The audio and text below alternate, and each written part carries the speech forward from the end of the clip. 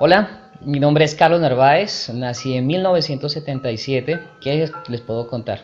Nací en un hogar bastante disfuncional, creo como la mayoría de muchos hogares que por cuestiones del alcohol y de otras situaciones de sustancias pueden haberse suscitado. Más o menos cuando tenía 10 años, mis padres se separan, obviamente por cuestiones del alcohol, entre otros aspectos, y es cuando me veo enfrentado a vivir una vida prácticamente solo. Mis padres pues obviamente se distancian, ellos empiezan a vivir una vida diferente donde a mi hermana y a mí nos dicen con quién se quiere ir. Obviamente uno a esa edad no sabe qué hacer, no sabe qué decir y escoger es bastante difícil. En términos generales podría decir que empecé a vivir solo. Me sacaron de la casa, un tiempo estuve viviendo con mi mamá, otro tiempo con mi papá, otro tiempo con mi abuela, otro tiempo con otros abuelos, en los cuales me veo bastante desplazado, no me quieren porque es el hijo de una situación difícil. De todas formas, en ese proceso siempre estuvo Dios de mi parte, siempre me gustaba ir a la iglesia, sentía como un escape en medio de ese ejercicio.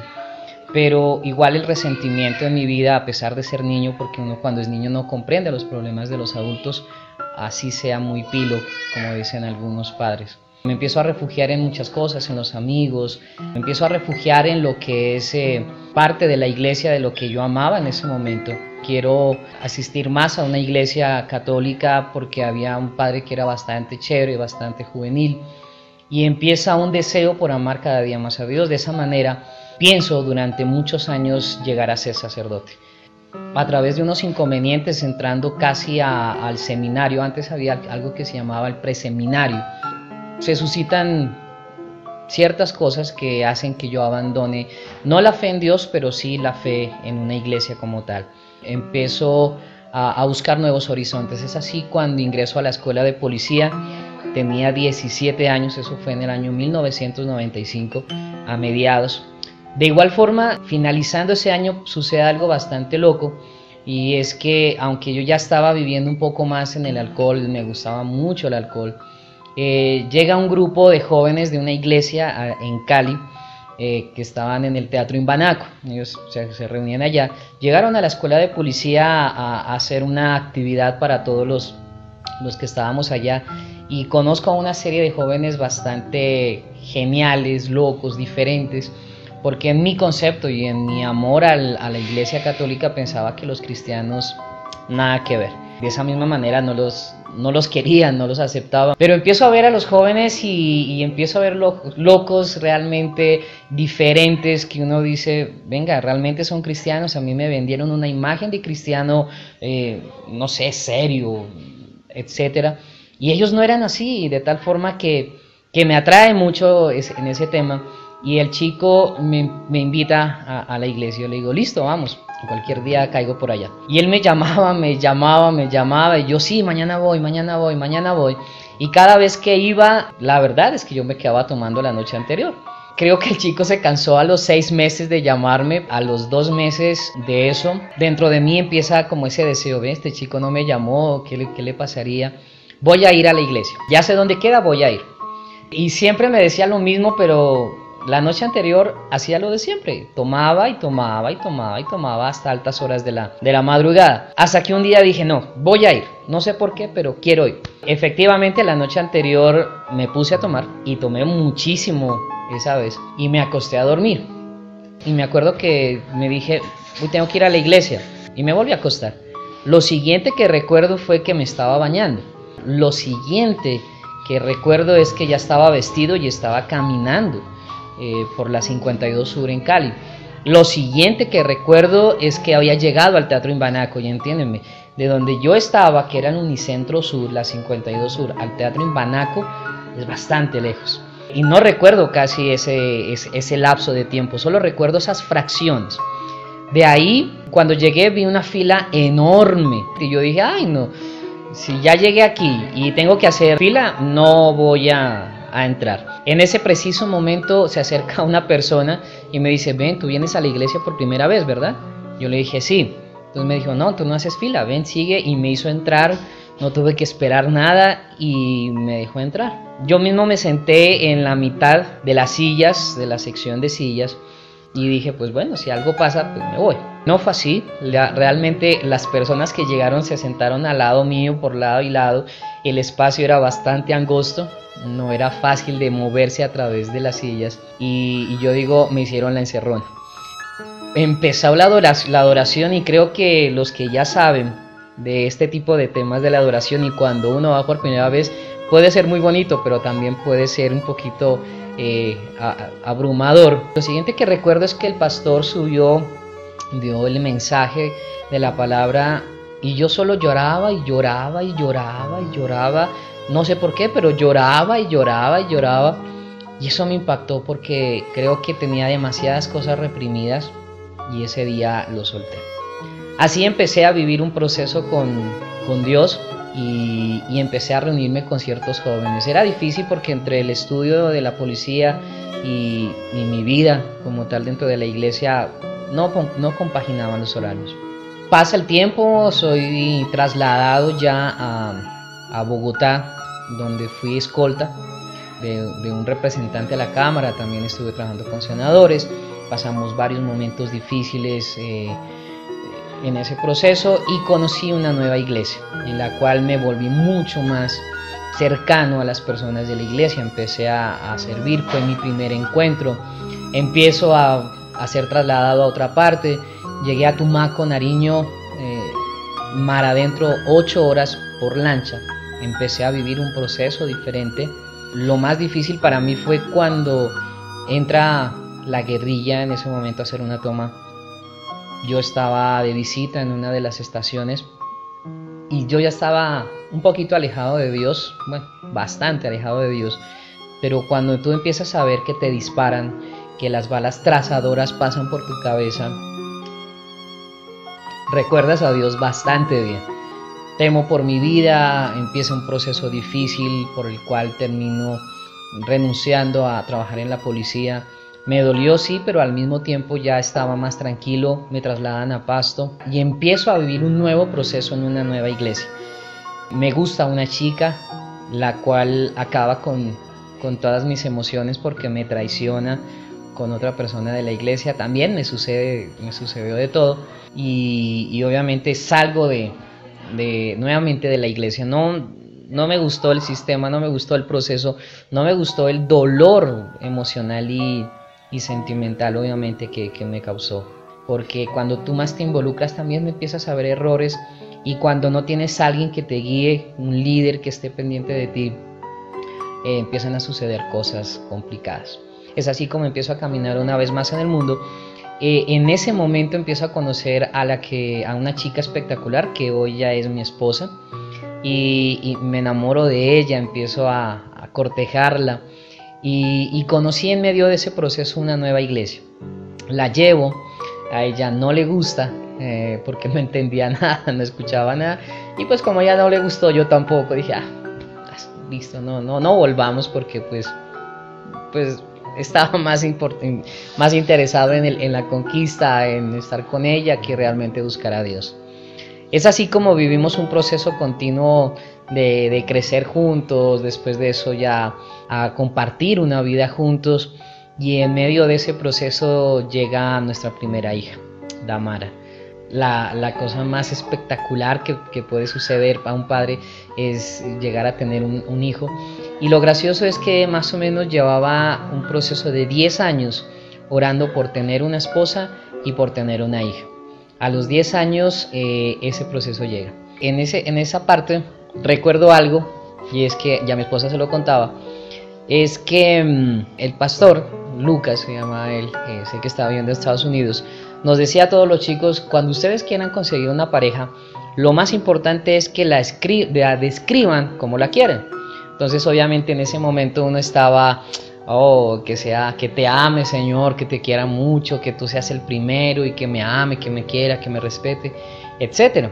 Y entonces él dice, no, vamos a hacer algo, ustedes descríbanla físicamente como la quisieran conocer.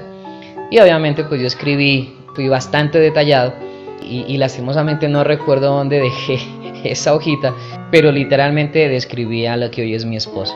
Entonces, literalmente Dios podría decir que en ese sentido me consintió. Estando con mi esposa ya en ese momento, vinimos a Granada, Cundinamarca. Tuvimos un lapso de tiempo aquí donde trabajamos, no nos gustó, nos devolvimos a Pasto. Estuvimos unos 2 años, si mal no recuerdo, y volvimos a Fusagasugá esta vez. Estando aquí en Fusagasugá, empecé ya mi trabajo con el SENA. Ahora trabajo con la Universidad de Cundinamarca. Pero algo que nos pasó muy interesante es que al año de que nació mi primera hija, Damara, tuvimos un segundo embarazo. Mi esposa quedó embarazada, pero lastimosamente tuvo un embarazo ectópico. Y en medio de ese proceso del embarazo ectópico tienen que hacer una salpingectomía. Me explican los médicos que la salpingectomía, por las características también de mi esposa y del embarazo ectópico, tienen que hacerle una extracción de la trompa. Es decir, no solamente queda reventada y cortada, sino que deben sacarla. Ella queda con una trompa con una posibilidad de tener un hijo, y dicen: el próximo hijo, si ustedes quieren tenerlo, tienen que tener mucho cuidado, tienen que cuidarse mucho, hacer exámenes, etcétera. Y estando ya aquí en Fusa hace varios años, mi esposa dice: vamos a tener un hijo. Yo le digo: perfecto, vamos a tener un hijo. Ya estábamos en nuestra iglesia actual, Casa de Dios, con unos pastores espectaculares, y en medio del servicio mi esposa se desmaya. Pues obviamente la recojo, ellos se encargan de Damarita, muy lindos ellos, se la llevan, y yo me voy con ella obviamente al hospital. En medio de ese proceso tenemos una segunda noticia, y es que hay un segundo embarazo ectópico. Por las mismas características anteriores deben extraer la otra trompa. Hacen igualmente una salpingectomía, y en medio del tema voy a hablar con el médico cuando sale de la cirugía y le pregunto: doctor, ¿cómo salió? Me dijo: bien, fue muy cercano, pero quedó bien. ¿Tienen hijos?, me pregunta él, y yo le digo: sí, tenemos una hija. Y me dice: disfrútala porque no van a poder tener más hijos. Pues obviamente esa noticia es bastante fuerte y dolorosa, no solo por lo que dijo, sino en la forma en que lo dijo. Lloro, quedo muy triste, empiezo a decirle a Dios: pero ¿qué pasa? ¿Por qué nuestros sueños, nuestros anhelos de tener una segunda hija o un hijo quedan trocados ahí? Mi esposa la pasan ya al cuarto, donde la puedo ver, destrozado por la noticia, cómo decirle, cómo tratarla, cómo manejar las cosas. Y algo que llega a nuestra mente a los dos es que Dios es el mismo de ayer, hoy y por siempre. Y mi esposa toma esa palabra nuevamente y dice: no, Dios, yo sé que me va a dar un hijo, no sé cómo, pero el Dios que le dio un hijo a Sara puede hacerlo conmigo, ¿por qué no? Obviamente esas palabras de ella también a mí me levantan mucho. No puedo negar, yo estaba entre la tristeza de lo sucedido y ver los sueños rotos, y el proceso de fe que empieza a vivir. La verdad, no puedo decir wow, espectacular mi fe, cómo superó las cosas. No, fue un proceso y un choque bastante interesante y duro, en que ver una realidad y tener la fe chocan, porque pues uno le cree a los médicos, saben que son sabios, que han estudiado para ese tipo de cosas, y cuando te dicen que no es posible, pues y la fe te dicta otras cosas: confía, no hay problema, y la ciencia te dice no hay posibilidad. Uno está, o por lo menos yo estaba muy confundido, o tenía una pelea interna entre una cosa y la otra. De todas formas, al hablar con mi esposa, ella graciosamente es quien me da muchos ánimos, y recuerdo mucho, incluso los pastores lo hablaron en algún momento, se acercan y ellos llegan a visitarnos al hospital, a visitar a mi esposa, y ellos llegan con el ánimo de dar consuelo, dar cariño, y mi esposa dice: no hay problema, Dios me va a dar un hijo, Dios tiene un propósito con esto, pero va a cumplir las promesas. Hoy ellos mismos dijeron, retó su fe, al igual que la mía, pero esa fue es la que nos levantó, la levantó y nos levantó. Dios siempre estuvo ahí. Pasan 4 meses, 3 meses, nuestra hija menor no sabía muy bien, por obvias razones, lo que estaba sucediendo. Y en un momento, Damarita le dice y le pregunta a mi esposa: mamá, ¿cuándo viene mi hermano? Mi esposa dice que en ese momento no sabía qué responder o cómo decirle que estaba difícil la situación, pero respondió con fe y le dijo: el próximo año va a llegar. Y entonces ella le dijo: listo, entonces voy a preparar una carta para mi hermanito, etcétera, etcétera. Y se va. Y me cuenta que le habla a Dios de una forma muy, muy retadora. Y le dice: ¿sabes qué, Dios? Si tú no me das un hijo, no me defraudas a mí, yo aceptaré todo lo que tú determines, pero sí vas a defraudar a mi hija. Mi esposa dice que esa fue su oración. Yo dije: wow, qué interesante oración. Pero literalmente a los 6 meses de ella haber perdido a través del segundo embarazo ectópico, 6 meses exactos, se siente mareada, se va a hacer una prueba donde una amiga que también es médico, la doctora Julia, y le tomó sangre. Sorpresa, nuevamente está embarazada. Saltamos de la dicha. Bueno, yo estaba como asustado también, dije: ¿cómo? Wow, entiéndeme, o sea, vuelve otra vez, médicamente no es posible. Y ahora la fe ha logrado que se genere y se geste este milagro. Ok, empezamos a vivir, fuimos como era un embarazo de alto riesgo, 6 meses atrás tenía un embarazo ectópico, el segundo, todos los riesgos del mundo según los médicos.